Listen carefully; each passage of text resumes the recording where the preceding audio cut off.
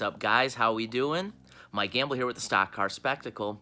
We finished up we'll say interesting weekend of racing at the doubleheader weekend at the Tricky Triangle of Pocono on Saturday and Sunday, and we roll into Indianapolis Motor Speedway. Personally, guys, I'm pretty bummed. I was supposed to be there this weekend, but coronavirus has obviously got those plans on hold. It would have been awesome to see some good racing from Indianapolis Motor Speedway. Nikki and myself went last year to the Brickyard, and, you know, for as much negative stuff as you hear on the internet about it, I really loved the place, and I was pleasantly surprised at the experience. Definitely going to be somewhere we try to go year in and year out as long as NASCAR's still racing there. And with Roger Penske buying the track, don't see that changing anytime soon. So, let's get into our picks for the weekend, guys. Indy's kind of a funky track. Seeing it live gave me a whole different perspective on the racing. So getting into the odds, we have got kind of four favorites that are really like right around each other as far as the odds go. Last year's event winner, Kevin Harvick, coming in at plus 400 or 4-1. Really like him a lot. You know me, I'm not a big guy in playing the odds-on favorite, but it's hard to get away from Kevin Harvick here. Kyle Busch coming in at plus 500 or 5-1. Denny Hamlin plus 600. Brad and Joey Logano coming in at plus 650 or 13-2.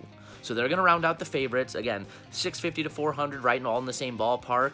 All guys were usually pretty fast here. Out of that group, Kevin Harvick stands out the most to me. Now, getting into our value picks, guys, with a little better odds that may run well here, may even surprise you. Ryan Blaney coming in at plus 1,100 or 11-1, as well as Martin Truex with those same odds. Right on their tails is Chase Elliott coming in at plus 1,200 or 12-1. Ryan Blaney, I thought last year had one of, if not the fastest car on the track for most of the race. Ended up finishing 7th, got bumped back at a really weird restart. I kind of got bumped out, didn't really have a great starting spot. I think he started on the outside line and lost a bunch of positions. Led a bunch of laps, but he was one of the strongest cars in the race last year. He's having a really strong season this year. Wouldn't be surprised to see him in victory lane this Sunday. Really like Ryan Blaney here again. Call me biased, but you know what? Proof's in the pudding. Now, let's look at some long odds. Two of them that I stand out both have the same odds. First and foremost, the hometown boy Ryan Newman coming at plus 8,000 or 80-1. Ryan Newman has a pretty decent record here. 6 top 10s in 19 starts. That's not too bad. That's like one of every 3 races he finished in the top 10. I really just think, though, you know, with everything that went on with him with Daytona, this would be a really cool racetrack for him to come out and get a win this year. It's a track he's usually rather strong in. You know, if they get hit right on a setup or something, who knows? Maybe that's a race-winning car. Also, with the same odds of plus 8,000, I like Bubba here for a longer play. Guys, again, seeing it live, that P3 finish last year was not a fluke. He was top 5 in practice, qualified inside the top 15, and had an issue on pit road and drove his way through the field, picking cars off one by one to get back into the top 5 and eventually race to a 3rd place finish. Again, guys, can't understate enough how impressive it was seeing that live. He started the second restart of the race, I think, after the yellow, where he had the pit road incident, almost half a lap down to the field, basically, and he came up and he was picking cars off one by one. If they can use those notes and come with anywhere near that same kind of setup, he's a guy I really look to play spoiler this weekend. Bubba's a strong play, and Bubba's a really strong long play. I like him and Ryan Newman both a lot in our long odds. So, you know, something I've been doing the last couple weeks, something I want to keep going. Who is going to be our stay away from guy this week? You know, somebody just not worth putting the money on.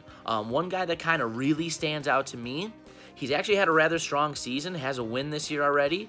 Comes out of the Hendrick Motorsports camps, been really strong this year. I'm going to say stay away from the 88 of Alex Bowman. The reason I say that, I was doing some research on this race today. His average finish at Indianapolis Motor Speedway amongst qualified drivers with 3 or more starts is the worst in the Cup Series at 34.2. Safe to say this isn't a really strong track for Alex Bowman. He's coming in at plus 4,000 or 40-1, so you're getting halfway longer odds on him anyway, but I don't even like him as a project play, guys. This track is just not good to him. I really don't see the sense in trying to put any money on Alex Bowman. Again, Hendrick's had a good year. The Chevys with the new nose, I think, will be a force to be reckoned with here. But I would just really say stay away from that Alex Bowman. Just don't see it working out. So with that being said, let's get into the Gambler's Certified pick.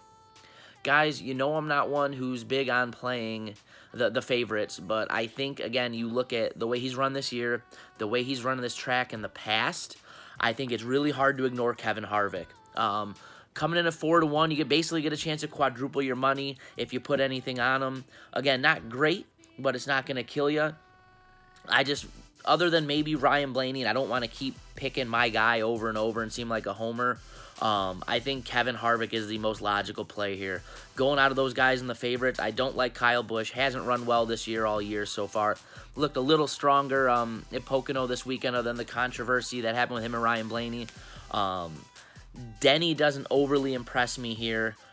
Joey gets a bunch of points here, but he doesn't have the wins to match. So I can't really make a play for him either or a case for him either. So with that being said, the Gambler Certified pick is going to have to be the number 4 of Kevin Harvick. So guys, looking forward to this racing this weekend. Hope you guys are as well. If you haven't checked them out already, be sure to check out our Pocono weekend review.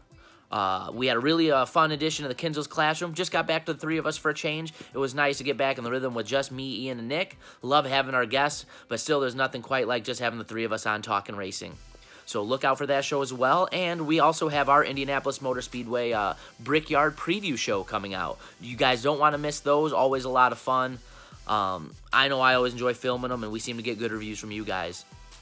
As always, don't forget to like and follow us on our socials, on YouTube, on Twitter, on Instagram. Hit that subscribe button. Give us likes and put comments below so we know what you guys think of the videos. Follow our good buddy Patrick Cotto at Cotto's Mojo, and follow our friends at Ashland Heddens Racing. They're getting ready for their season to start up here. I've been seeing some posts they've been testing. I think July 10th they get rolling. Make sure you guys check in on them as well. So that's going to do it for me. We'll see you guys next week. Hope we're able to make you guys some money. Thanks, guys.